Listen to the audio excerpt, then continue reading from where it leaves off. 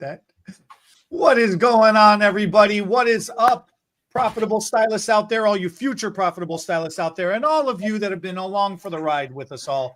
Thank you so much for watching. This week's topic is how to get started in the hair extensions business. Yes. This is something that gets asked constantly. This is probably one of the top trending questions that we get asked, whether it's in every class, whether it's in every forum, whether it's in every group discussion, or meetings that we do amongst other stylists and or salon owners. So that's what we're talking about today. Bernard, good morning, buddy. How was your week so far? Good morning. I taught at an Aveda school yesterday. Oh, cool. And Brennan took a head of extensions. All right, so it was really kind of cool because we did it different than we ever did it before. It's a local school, so it was easy for me. And I asked the director, who would you recommend as an instructor or a student to get extensions that might make a good show for us? Oh my goodness, I need a haircut. It's so much. Anyway, and so she recommends somebody. And I've learned through the years, if I pick somebody, everybody's jealous, like, oh, why'd you pick her? And so it was perfect for me to ask the admin director of the school. She picked them. She gets all the criticism, if there is any. And so it works out good because I call her and I said, you want extensions? She's like, oh my God, I would love to have somebody else do mine instead of me doing my own. I'm like, you do your own? What do you have? Well, I just use tape ins because it's easy. And I was like, yeah. And so yesterday, I'll tell you a little bit more about that in a minute. And so then she's loving what we have, but I knew it was taking a chance. So what we did was put extensions in because in the class, I wanted to show everybody how fast and easy the on-stage wefts come out and go back in. So I had Brennan doing it while I talked, and Jude and Shannon came, and Jude talked a little bit about business. And being a non-hairdresser, he was pretty impressed with a lot of things. And then he brought up first what the cost was for the redo. So everybody was just like, normal, okay, a few $100, And then I said, I think we're missing the real important part of where the big money is made in extensions that first time. And it's good that my wife was there because she would ground everything also. And if there's anybody in my office that could put the AC on, I'd appreciate it because it's a little warm here. But I decided to talk about that first time, how much they pay. And I guess I've done it so often, I don't notice what happens, but I say, so the hair cost is blah, blah, blah. And we mark it up this much. And so the hair that's on Amanda's hair here would be about what, Brennan? And he said, about $2,000, about $2,100. And then Jude goes, stop, Bernard, stop. And I said, what's going on? You are missing the faces because you're so fast and you're just talking and teaching and it's normal to you. But these students are not making money right now. And they're the faces. We got to just look around at the faces and address what are these faces. And because is that 1 week income to some people? Is that 2 weeks? Is that entire month's income to some people? It's serious.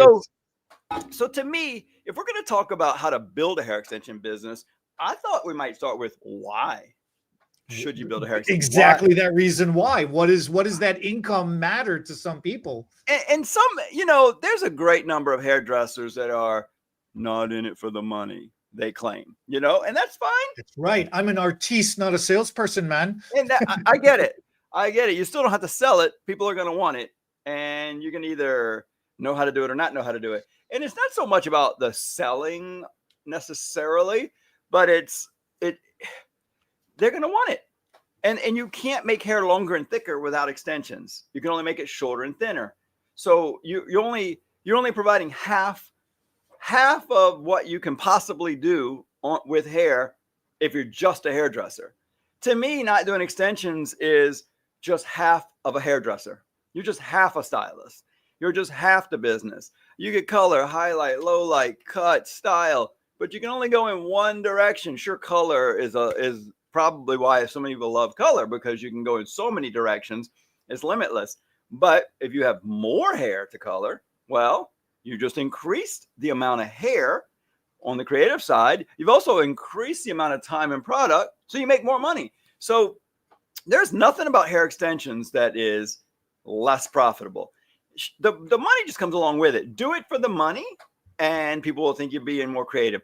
Do it for the creativity, and you're going to make more money. So, well, think about what you're saying there too, though, because if you look at it, what is all the advice we're always asking each other at the salon to each other? It's like, oh, madam, whoever is coming in, she only has 3 hairs left. I have to split those in half to make it look like 6. You know, it's just, there's always that argument or that struggle. The struggle is so real on how to split hairs to make it more, when you don't need to struggle. You can just add more hair. And I see you got your crackers. Yeah, this is my vice right now. You know? Okay? Okay, good. Don't you know when I'm chewing to keep talking? I know. Just stop. No, because you reminded me now I want one. But that's the whole beauty of, this is what you're talking about, the other half of the business. There's so many different directions that you can go, but that is a great point that you're bringing up. You can only cut hair. You have to wait for it to grow. You can only color hair with the hair that you've got. Sometimes you have an idea and a vision of what the color could be on somebody, but yet you're limited to what those layers are, or what the length is, or what the length is not most of the time, you know? So sometimes I agree with you on that one. Sometimes you don't even have 10:01 a.m. What was that message? Was that saying we were starting late? Oh no, good morning. You don't even have to use chemical color. With extensions, you can actually change your whole look with extensions that are a different color than their own hair. You can add the ombre balayage, all the layers they don't have now, going into that new color that you would normally use a color melt to do. So I know that today is about how to build or start or begin a hair extension business. But if you first jumped on here just because you watch our videos and the title wasn't what got you here, I wanted to kind of make sure that people understood why they should even want to build a hair extension business. Because without it, you're just half a hairdresser, first of all. I've never thought of it like that before. And I was half a hairdresser for not a very long time, actually. Luckily for me, it was in the very beginning. But then again, I didn't do a ton of extensions in the beginning. So I was just a little more than half because I didn't do much of it. But as I started to realize how many people could benefit from more hair, wanted more hair, and I understood that recommending extensions, just like I recommend a cut, a style, me as their stylist, there's too many people that just don't recommend it because, like you said in the very beginning, I'm not a salesperson. Well, get over it. Because every single person on the planet is a salesperson. First. I mean, I take that stance to mirror what you're saying. Yeah. Because I know that's like the argument that everybody makes. I don't agree with that. I agree with you. No. But I'll even take it a step further. If you fancy yourself such an artiste, then would you not want to expand your palette at a minimum? And if you want to hold on to that persona with all the desperation in the world, then would you not want to have multiple types of canvases to work off of, or expand your palette that much more, to craft your beauty that much further, or whatever fancy BS people fill their minds with that don't want to sell, you know? Well, that's what it comes down to. We're helping everybody. It's a win-win. Everybody wins.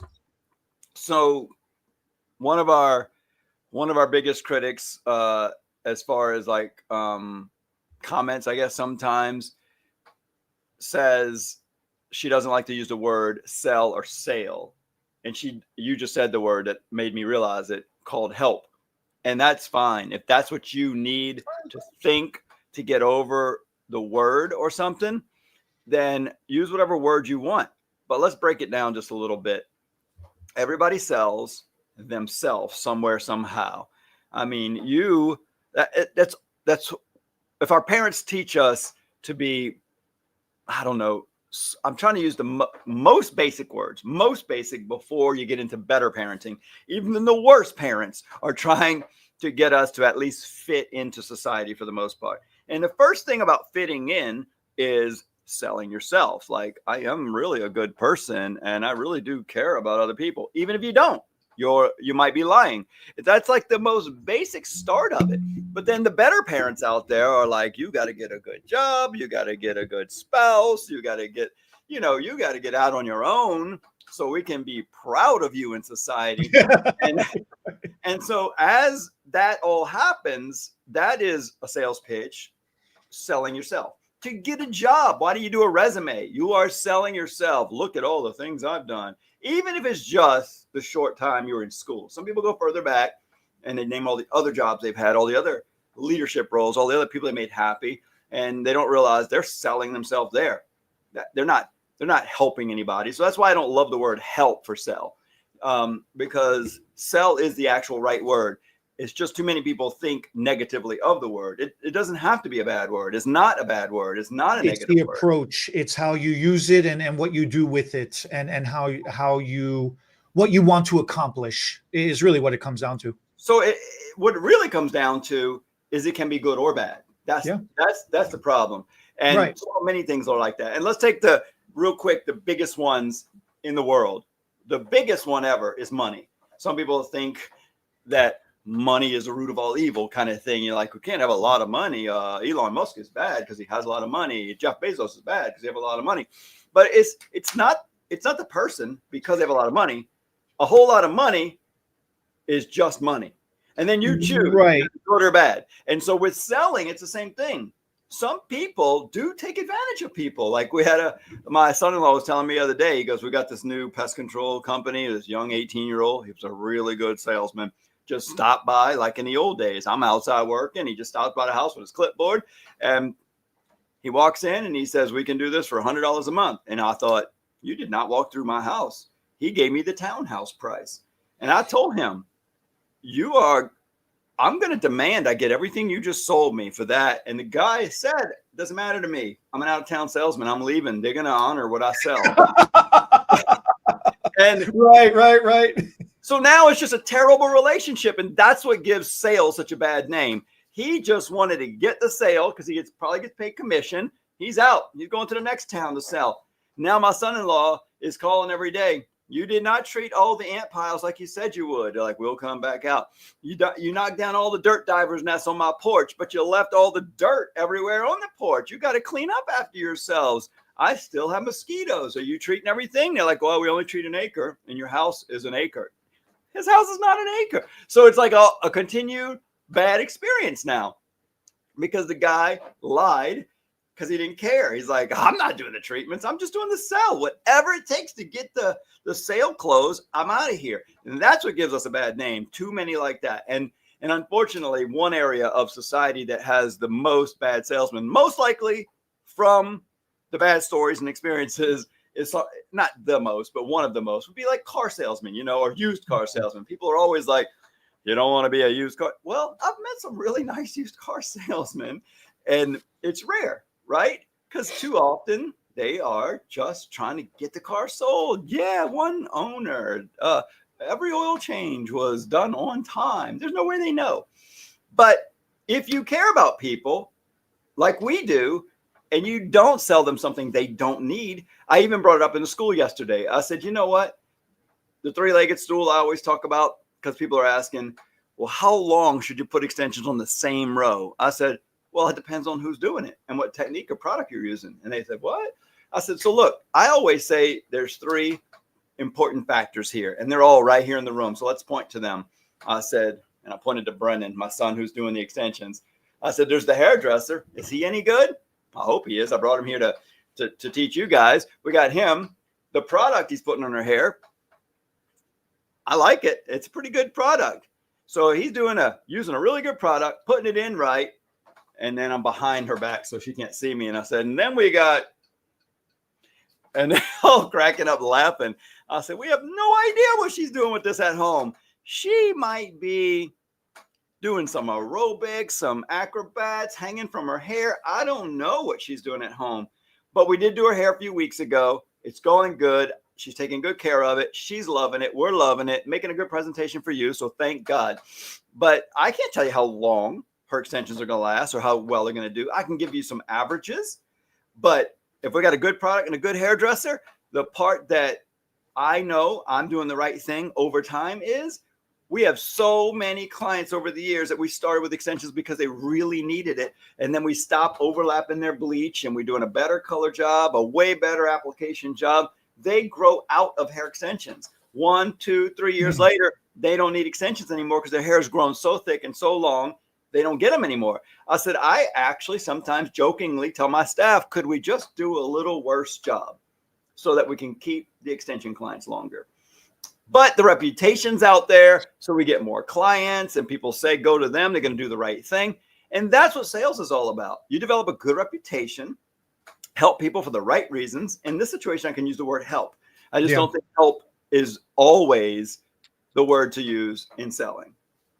I love the three-legged stool example. It is my all-time favorite example or analogy that you give, especially in the relationship. Like too many people think, oh, they just get the hair and magically it'll take care of itself. And then that's it, you know? So there's been this exercise that I've been doing in a lot of the training classes that we've been providing. And are you familiar with a think tank session? Like a brainstorming session, right? So it's we get everybody in the group together, and it doesn't matter at what varying experience level you're at, because what I do is I kind of separate everybody. The less experienced people, I put them off onto the one side of the room, and the more experienced people in the industry, I'm talking total years you've been in the industry, successful book. Generally speaking, you're going to be more booked. I put them on the other side of the room. So then what I do is this, because I seen this, I forgot what the show was, but they took a millionaire and they said, we're going to plop you down into somewhere USA, and you have 1 month and your goal is to make 10 grand or something, or like $1,000 a day or something like that. So I do that to the stylists who are experienced, and then I do it to the stylists who are less experienced. And what are you doing? You're asking them how they would grow an extension business? I say, right now, this is day one with all the, you know how everybody says, well, if I knew what I knew back then. Right, okay, right. Well, here we are right now. You know what you know now. If I drop you, if I parachute you down into somewhere USA, right now with all the knowledge you have, and your goal in 1 month is to have a full book, how would you start your hair extensions business? Oh, that's good. I love it. And it's really fun to see the people who have less experience in the industry, their approach versus people who are, have been in the industry for a long time. So give us some common answers. What are some answers to get started? What do they do? It's interesting. It's fascinating to me. The most simplest thing is how to get your name out there. Like everybody initially thinks, how do I get my name out there? Before they even figure out, where is my location going to be? Like, where am I even going to headquarter myself, right? Well, it kind of doesn't matter where you are. There's people everywhere, right? There's people everywhere. More or less population may make it harder or easier, but for the most part, this is the other thing I always teach, just a quick little side trail on that, is that a hairdresser can't really handle. Most people don't realize how many clients they can do. Like, all you can really handle, let's just give a rough idea. You work 40 hours a week and it takes you about an hour to do a client. Yep. Some men's haircuts can take 20, 30 minutes. Some ladies cut, style, and color and highlight can take 2.5 hours. But let's just average about an hour. I might be off a little bit, but let's say average an hour per client. So that's 40 hours. You only do 40 clients in a week. If you're maxed out booked, don't take a lunch. And then if you have them and you only do 4 weeks, well, it's 40 times 4. That's it. 160 clients is about all you can do. And that's not a lot of people. Almost any town, even when people say we live in a small town, there's only 2,000 people. Well, you only need 160. So you're good. You're good. Any nice? It's a tenth of the population, which is very reasonable to say. Right. So the younger generation immediately is like, we got to blast social media. We need a social media campaign because they're using technology, right? Sure. Yep. And then the more experienced, you got no clients. but But but well, but that's the idea is yeah, we have to automate things. We need technology, right? The more experienced stylist is like, okay, where is the high end area of this town that we're in? We need that area. And I'm like, what do you mean by the high end area? Because the younger stylists are looking at them like, what? It's like every town, no matter how nice or how run down the town is, has the good side and the bad side. and the other side of the tracks. Right, the other side of the track. So the more experienced stylist is like, I want to know where that area is, and I want to go to dinner over there. I want to go to lunch over there. I want to get my doctor over there. I want to exist and do business in that area, because then they're surrounding themselves with disposable income, and then they're networking. So they're networking physically, whereas the more Younger. inexperienced stylist starts off with networking virtually. And so I Interesting. make it into a big discussion because I think it's a really powerful statement, That is fun. Yeah. and they start going back and forth, and they're like, yeah, but virtually you can hit a mass of way more people. It's like, yes, you can, but nobody knows who you are, and you don't know what you want yet, and you're not sure what your area wants yet. You're still trying to figure it out. Why not start off with one or two smaller, like we'll start off with smaller jobs, one or two people, before you go blasting out there, Well, the fact is, you can only do one at a time. because you can only do one at a time. And I guess I love this because I don't think there's a wrong answer there No, necessarily. it's just the approach. It's the Probably mindset a and the little bit of approach. both. But to me, the first thing I think is, how fast can I actually get somebody in my chair from either one of those situations? So this is where I side with the more experienced stylist. Is I want that area, right? Now here's where it flips. As you start to build up your business, then it's like, okay, well then now you've established a baseline business. How do you expand your business? And then the more experienced stylist is like, oh, well, we just have our clients refer us another client. And then the less experienced stylist goes, well, wouldn't that be the time to go virtual and start doing advertising? Because now you have, disposable income yourself to Right. advertise to a Right. larger Yeah. area. And then everyone's sitting there going, huh? And I'm like, see, both strategies are very valid. It's like you said, it's in what order, which one should come first, and how you should approach Yeah. it. And I feel like that personal chat relationship is going to win me over that one more. And that's the thing. You only need one more. And that's the other thing I do a little less than I do with people is, how fast can you build a clientele? Yeah. How fast can you be books out? How fast can you get 160 people? How many? And I thought, if I just did it the slowest way possible, but reasonable, like let's say I did everything I could to just get one person in my salon a day at 5 a week, 5 days. When you do the math there, that is 4 weeks. That's 5, 10, 15, 20 people per month, roughly a month, 4 weeks. And so it seems like nothing to get one, because you're going to do one customer and then you got the rest of the day to do nothing. And then we're doing one an hour average, right? So I think that personal relationship, meeting somebody, talking to them and telling them why I want to do their hair, might get that one person in quicker. But I think that could probably work through social media. Also, it's just that I don't feel like I have anything to show on social media, and just words I don't think are as powerful without facial expressions, relationship building. So to me, I love both, but I feel like getting that first client is going to be gotten with a personal relationship somewhere, the dinner, the grocery shop, and the coffee in the high-end area, which is a smart idea, because I wouldn't have thought high-end area. I'd have just thought anywhere where the most people, Walmart. I know, it's But so funny. yeah, but then right then I would take full advantage of pictures, videos, before and afters, and the customer social media and my social media. Let's take pictures together right now. Let's do a photo shoot. Can you take a picture of us together and post it on your social media right now and tag me, and vice versa? I'm gonna do it on mine. I'm gonna tag you. Yeah. And so now we're kind of taking advantage of both, and that's just how to build a business in general. But I think that getting back on building the extension business, I don't know if I had the confidence in the beginning, but now I'm not behind the chair and I have to stop myself from selling extensions, I mean, sometimes I think, do I have a hairdresser available right now? If I sell it, they're going to want me to do it. I'm like talking myself out of it because I see a girl who needs it, and I'm pretty sure I could sell it, and I do sometimes. But in this situation, usually the direct approach, it leans real heavily on you doing the work because you sold it. And it's a little harder when you get to my level and you're trying to sell it and then saying, but I got somebody else to do it. Then they're like, Right. what? You're leaving me?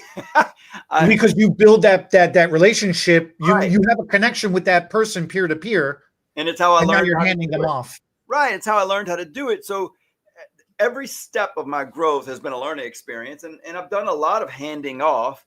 It's not as powerful as just doing it yourself. So I do not like handing them off. Obviously, some people do not like having somebody else shampoo their clients or style their clients because they feel like it's less personal. And I get it, because for me, my hang up is the handing off. But I have no problem now seeing a girl with thin hair and saying, have you ever thought about thickening your hair up? Because I know if I say hair extensions, they just say no because they think it's something negative. They'd already have them in if they thought it was not a suggestion, a fix for what they have, a solution. That's the word I meant. And so I like to say things that don't say extensions. And I think that's the most powerful thing in building an extension business, is not saying the word hair extension, because too many people think they know what it is. And there's a lot of negative feelings around it. Money, not my race, not my culture, not my, they're just for poor people. They're just for rich people. They're just for celebrities, all that kind of stuff. And so I like to just say, you ever do anything to try to make your hair look thicker? And they're like, what do you mean? Or, what do you do for a living? What do you do for a living? I make people's hair thicker for a living. And then you what? Well, I'll do hair replacement and hair extension. Let's talk about this now. Yeah. What do you now that you ask, now that you're asking. Yeah. So then they're like, what do you mean? And I'm like, well, we added this hair in. I start trying to describe it. And then they'll usually say hair extensions. But sometimes I'll just say, have you ever tried hair extensions? Because if I was new in a town, the thing I do different than most people is I don't mind doing work for free. And I would even do hair extensions for free, because I'd buy a couple of wefts, the color that I think most of the people are going to want them.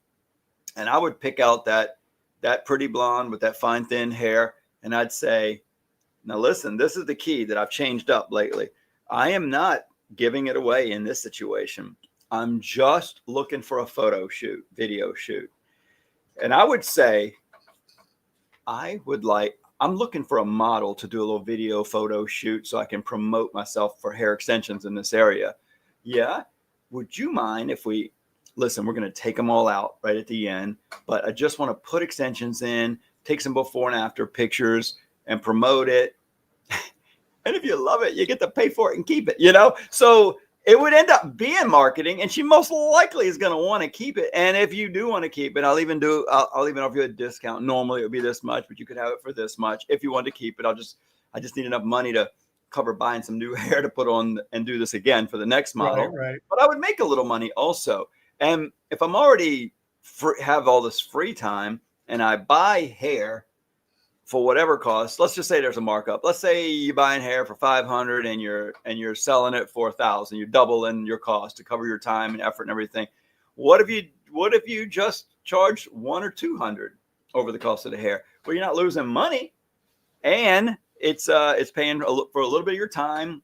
You don't have to pay for marketing. You're putting the marketing money on her head, but instead you're collecting a little bit of money. But really, you're putting on the hair on. You spent the $500 for the hair. You're putting it on her head. You're doing all your pictures, and then you're taking it off, and you're sanitizing and cleaning it to do it on another model. But most likely, she's going to want to keep it if you do a good job. So then you just say, for another $200, you could just keep the hair on your head. All right. Now I got one for you. This is my personal gripe, because we're talking about how to start, right? As if you already know what you're doing. When does education come into all of this? Because some people, this is always the argument I have every single day with somebody. You know, oh, I don't need to learn how to do it. I just need the hair and I can just magically start doing it. Oh, I've done some other thing and I can use any other hair and it's all the same. It's all close enough. I could just figure it out. You Yeah. know, there's always this thing. It's I don't like, know what the answer is for that, but I deal with it also, and I can just give you an idea. In my own salon, I know a girl thought she was good at it, but you don't really get experience without actually doing it. And so this is few months ago, quite a few months ago, because this client's been back a couple of times for service, which is wonderful because it means we kept the client. But she put the hair in. I recommended it, and she put it in. I walked through, and I said, "Ooh, I think that you're going to feel like that's a little too," and I can't remember now. Just remember I didn't like it. It was a little high or a little low. Maybe it was way too low and she was just putting one weft in, and it was supposed to just be for thickness, but I think the client decided she wanted to leave a little length. So I thought, oh, you can't just leave it that low because it looks a little too much like a mullet. You have to go a little higher with it so it blends with her middle layer. And then the girl's hair was very fine and thin, and so she gets it. She might not even got the whole weft in, but I said, "Can I talk to you in the back for a minute?" And then I said, "I really think it should have been a little higher." And then she's like, "I can move it." I said, "Okay, I think you should take it out." So then she does. And then the client, it was too straight around. It should have been more of an angle the second time. And the client's like, "I don't know. I just don't something like, whatever it was." I said, "You know what? I'm not loving that either. Well, why don't you take it out? I'll help you part and put it back in the right place. I think it should be a little higher on the sides, but a little lower in the back. It should have." Remember how we talk about the horseshoe pattern, but it needs to tilt a little. It needs to go down a little in the back, but come up a little on the sides. Okay. Then I go see it. Some of the pieces pulled through were pulled towards her and squeezed. So they had some pieces sticking out. It really shows on fine, thin hair. Oh, okay. Yeah. And I said, a lot of these look good, but do you see how you're pulling out towards you and squeezing it? And the client's like, "A couple of these are hurting." I said, "Well, that angle is not really good. So why don't you go ahead and take it out one more time and put it in again?" And you know what? She didn't want to freaking practice on a mannequin head or real people till she got it right. Well, she got it right then. That's the beautiful thing about on-stage hair extensions is if it's not perfect, you can just for the cost of a few beads, 18 cents a bead, so for $2 or $3, you can take it out and put it right back in. So, and it goes. The unique thing about the O-ring technology of the on-stage hair extensions, but not every type of hair extensions has that flexibility. Right. The O-weft and the O-strands. Right. O-tips. I'm sorry. O-strands, O-tips, either way. So, yes, she never got mad at me. I was thinking, but this time I'm going to piss this hairdresser off. But she's like, "Oh, okay." She was so appreciative that she could do it better that she just took it out and did it again. She didn't have any other clients for the rest of the day. The client was so happy that I cared so much that the hairdresser was so nice about it and didn't mind. Wouldn't be, yeah, sure, right? You're going to get nice hair. Yeah. So the next time, there was one other time, I don't know if it was the next time or not, but that same client got them done and she calls me or texts me and then I call her and we talk and she goes, "I don't want to seem like I'm complaining." I said, "Girl, it's fine. Tell me, be honest." She goes, "I just think maybe she put it a little too," again, I can't remember. I said, "It's really no problem. You are not complaining. We want you to be happy. We want you to keep coming back. What do you think she did?" And she explained it to me. And then I said, "Give me a minute." I called the hairdresser. I said, "Your client thinks," and she goes, "It's fine. Just tell her come back and I'll move it." Yeah. Perfect. So now they've done a few services. You know what, Bernard? Hold on a second. Hold on. I'll tell you this, because I'm still behind the chair actively myself. I'll tell you this, any client who's not a hairdresser, and yeah, any person who's not a hairdresser watching this right now, listen to me. As a hairdresser, I am telling you right now, if you have some kind of a thought that the service was off a little bit, or you think you need a little more something, anything, if you call and just start off with saying, "Excuse me, but," rather than calling and saying, "You messed up. My hair looks terrible. You better fix it." Oh my gosh, right? If you call just simply starting with, "I have a question," or "I think," or "I feel," or just something starting off with, I need a little tweak. Just being a freaking human being goes such a long way with us. We are more than happy and willing to bring you back in and stay late, come in early, squeeze you in, whatever it takes to make you happy, because it makes us happy that you were respectful enough up front to not be a jerk about stuff. So yeah, I love that the client was cool about it. I even love better that your stylist was Right. even cooler about it. And I've had them not be so good about it. So I'm always anticipating like, well, she's never happy. I don't think we can ever make, we can ever There make is that that, girl happy. because there's that crabby complaining client. That's why. Don't be a crab ass. Right. Well, you got some hairdressers. I think they, that people shouldn't complain so much. I mean, it's not ever going to be perfect. Yeah, it should be pretty close. It should be pretty close. Yeah, right. It should be pretty close. You should be trying. You shouldn't have that bad attitude. So, you got bad attitudes from both sides, the hairdressers and sometimes the clients. And unfortunately, that's what we all have to fight against, is the negativity that comes from those sometimes situations. So, how to build a hair extension business? Have we left anything out? God, that went too quick. Well, I mean, look, the education is key. The knowledge and the Yeah. education is key. That's a good Just point. because you're trained in multiple techniques or some other technique, that doesn't necessarily always equal that knowledge is going to transfer over into newer system that you're introduced to up front. Let's dive down that education hole for just a minute, because I think education looks different for everybody. And I think people don't really know what education looks like sometimes. I think some people just have this neat little box and they say, I took the class. I took that 3 or 4 hour extension class. I'm good. I could do anybody's extensions in the world now. And it's like, no, because part of learning, or part of being good and educational learning, is that the learning should never stop. And I know that because I'm going through that color training right now. And my son Brennan's like, Dad, that's one thing I find interesting about you. You never want to stop learning. I was like, well, I do believe when you stop, you die soon after. A little bit, right? Yeah. But to me, I'm still excited about the industry. I mean, this kind of extension we're selling, it's so different than anything I've ever used in 30 something years of doing hair. So that got me excited, and it was a whole new idea and technique, and I loved it. But education to me, let's go a little past the education. The part that you keep getting better on that you might not describe as education would be a word called, with another E word, experience. Right. And so for me, education, it's different for everybody. The speed of the learning is different for everybody. So I would talk about education starting with a class. I got a unique way of liking to learn. You got to know your way. I don't mind paying and having professional training, but I am a bit of I'd like to try, totally wrong, get my hands on something before I get any professional training and give it a try. I like to make some real, and maybe not on a real person, but sometimes I saw ear and nose waxing at a Chicago hair show one year.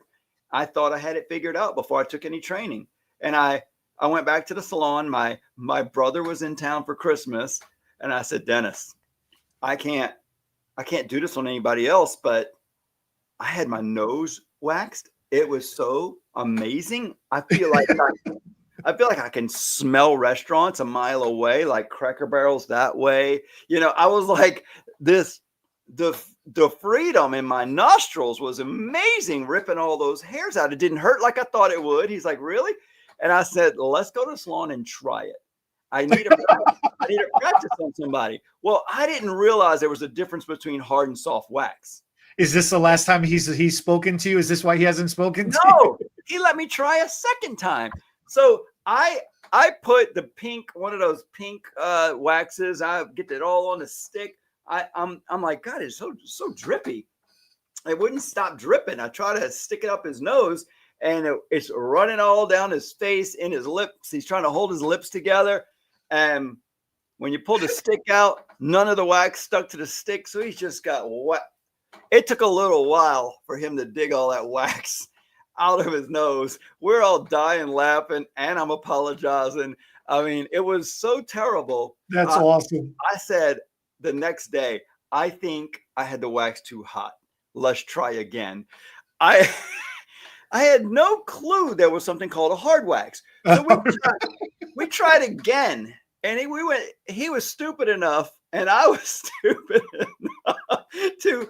And so then when I took the class, I was paying attention. Yeah, right. Yeah. So I they're was, taking notes on I everything. was like, oh, there's hard. I mean, I was so into the education. So for me, I like to.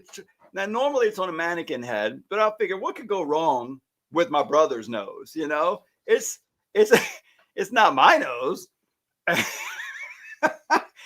And a lot went wrong, actually. But he's like, "What the did I let you Oh my do?" gosh, that's He tried to hilarious. get all his wax out of his nose. He did lose some hairs too, so it was semi beneficial. I Successful, mean, yeah, right. it wasn't it wasn't 100% fail, but when it comes to extensions, most of the techniques I did try a little bit before I took a class because I wanted to get an idea what questions I should ask. And so to me that's the first step of education. And I know we hate that because people are like, "Can I just buy your product without getting trained?" Like, oh, you shouldn't. You're right. That's the But thing. No, I'm I with get it. you. I So like then to training, visually see it in action. at I least. want to have an idea of what I'm about to get into. Right. I like going in blind too. Sometimes that's fun. Uh, but yeah, definitely if it's a if it's a high end service at this degree, at this level, you know, it's like, yeah, I'd like to kind of see a visual of what's going on. And it's kind of, this is why shows are important. This is why classes are important. This is why when there are gatherings and groups, you know, are Yeah. important. So Or you if somebody in a salon is doing a service that you don't do, it doesn't cost you anything but a little bit of your time, which you will gain back in experience to go right. assist them, stand next to them and assist them through the Well, service and watch, you know? so that was going to be one of the. I don't know what order all this should go in, but uh, I know what order I like it in. But like that second step would be the professional training. Pay somebody to teach you how to do the thing, right? And then you've got to get more. I think. I don't think you just got it after a class. Most of the You time, come back for coaching. Yeah. you need experience. And I like what you just said because sometimes that experience can be working with somebody else that does the thing. So now you've got you got a mentor, you're just doing a part of the service while they're still doing the important part. You know, like they might be mixing the fancy color bottles together because they have the know-how, and you're like, "Oh, a splash of that? Why?" You know? And then you're doing the applying because maybe the applying is easier, but maybe the applying is part of the magic, you know, the V's and the W's and the blends and you know, using the corner of the brush instead of the flat and making lines. Yeah. Yeah. And so that part you might be learning along the way. Now, the danger in that sometimes is you can get stuck in a helper position because you feel safe. And so what amount, and this is something I've learned over the years, people say you need to get out of your comfort zone. But that was always just a comfortable or uncomfortable. And to me, there's a lot in between. So I have learned, because people say, I should just give it a try, huh? I said, no, you shouldn't. And they're like, but I need to get out of my comfort zone. Yeah, but you've never done it at all ever before. It's like saying, I don't know how to swim. I just need to jump in the lake and get out of my comfort zone. You're going to die. You're going to drown. So there, you know what I'm saying? There's more than just get out of my comfort zone. You need to get a little out of your comfort zone. So I don't think success and money is made completely out of your comfort zone. That's called failure. So your comfort zone is where success is, but it's also where slow death happens, right? The slow death. And then the fast death is completely out of your comfort zone because you just completely leave security. So I think that when you're in the comfort zone, that's the stable money making, paying the bills, and you just need to get a little out of your comfort zone sometimes to grow, in my opinion. That's raising your prices, getting a mentor, taking a class, trying something new. But you don't just say, I'm going to quit doing regular hair and do nothing but extensions because I want to get out of my comfort zone, try No, something I'm new. with you on that one. Yeah, and then you just don't Yeah. have any money for a few months. maybe you had enough saved up. And I have a friend that's kind of doing that in the beekeeper business. You know, he's like, I'm going into full-time beekeeping. I've only ever been managers at little restaurants and fast food places and department stores. I sold insurance. Somebody donated a bunch of hives to him on his deathbed. You know, he was getting out of the business and then was passing away from a terminal illness. He said, so-and-so donated a lot of stuff. I've been helping him for a year and a half, and I'm going to go full-time. I said, you just starting off. You're just going to go full-time with no other income. He said, well, I have some money saved. I said, okay. Well, I've known him for just at 2 years now. And he just had a big failure this spring in the beekeeper business. And I said, you still got enough money saved? He said, I do. I got another couple of years. So at least he had money saved up to pay his bills, that he knew he could go 3 years building the experience and building the assets he needed to make a beekeeping business his full-time job. And so maybe he'll come out on a successful end. Along the way, he started selling a little bit of honey, so that helps supplement some of his income.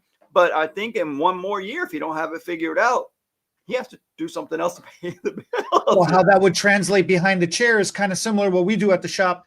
Okay, you just got trained in doing hair extensions. Congratulations. Yep. You're still doing cut and color. You're still doing a lot of blow dry styling. Now, when you get a client, you're not doing a consultation for a full head. Absolutely not. You are doing a consultation to fill in some volume, some face framing, some volume, or a couple of strands for color. You're putting in one weft. You're not putting in a full head of weft, you know, for length and all this. Start slow. You know? That's great advice, right? That's great advice. I don't know why people think hair extensions are all or none, full head or nothing. They never think of all the in-betweens.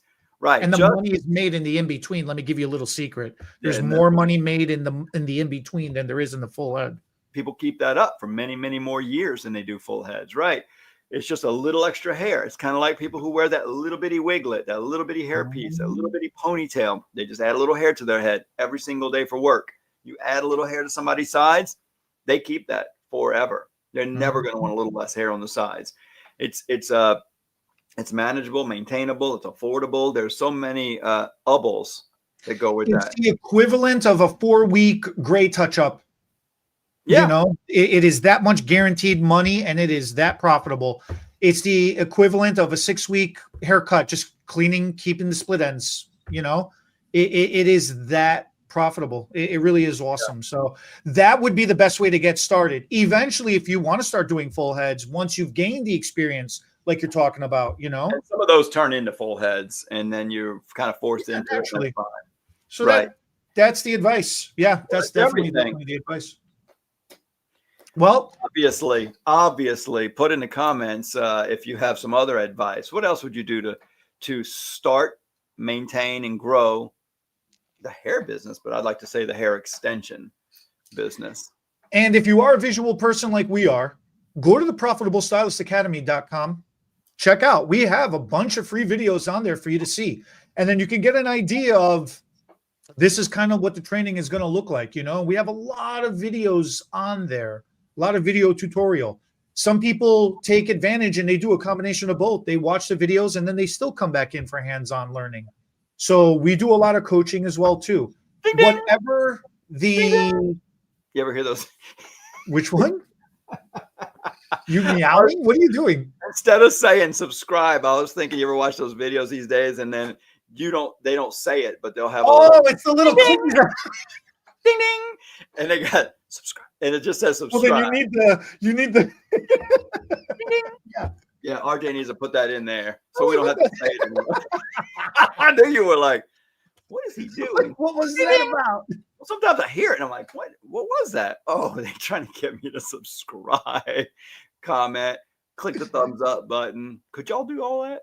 See, there you go. And then everything you just talked about, I think the link will be in the description below if you're looking for the Profitable Stylist. We do always have it, yeah. It's in the description below. And like you said, a lot of free stuff there about extensions too. So thank you guys for watching. Really appreciate you all every week, all the time. We'll catch you next week.